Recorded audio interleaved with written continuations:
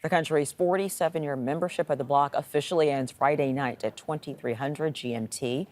The UK will then enter a so-called transition period until the end of the year to get time to reach a deal on its future relationship with the EU. Thousands of Brexit supporters are expected on the streets outside of Westminster later on Friday to celebrate the occasion. Businesses in Europe are trying to ensure the UK doesn't run out of food. Laurence reports from Belgium.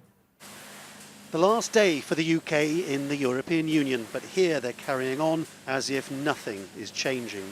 The vegetables come from several European countries and are bagged up and supplied to schools and hospitals all over Britain. They're so well organised that they've worked out how to keep feeding the UK, even if a trade deal never happens.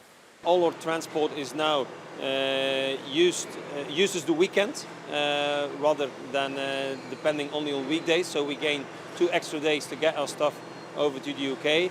We use different ports where we're using maybe 2 ports in the past. We're up to 3-4 ports at the moment. Things like food are critical in forthcoming trade talks and will determine to what extent the UK plans to stick close to the EU. But would no deal mean no food? What's the point about Brexit is that uniquely it involves the UK dismantling rather than creating existing trade deals, and that's led many people to wonder, in the worst case scenario, if the UK will simply run out of things like food. But maybe, just maybe, things won't be all that bad. Remember all the talk of huge queues of trucks on motorways? This is Antwerp Container Port, which believes it can help avoid much of that. They're quite convinced all the talk of shortages of anything, from medicines to toilet paper, will come to nothing. Business finds a way, always. But at the end of the day, most of the problems will be eventually solved. But I don't believe in an Armageddon in that sense that all of a sudden there will be insufficient products in the UK shops. On the other hand, it will make things much more difficult. It will come with a cost, and it comes with the consequence of longer transit times.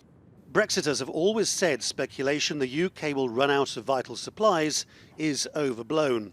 But their slogan, taking back control, will also mean continuing to rely on Europe. The west of Flanders, there is the export of vegetables all the time going from the port of Zeebrugge, the port of Antwerp, to the UK. So I know that you will still have trade with us, but of course we want an agreement maybe focused on things like beverage and food. We'll miss you. I love the EU. In Brussels, Brits and others distraught about Brexit have been partying away their sorrows.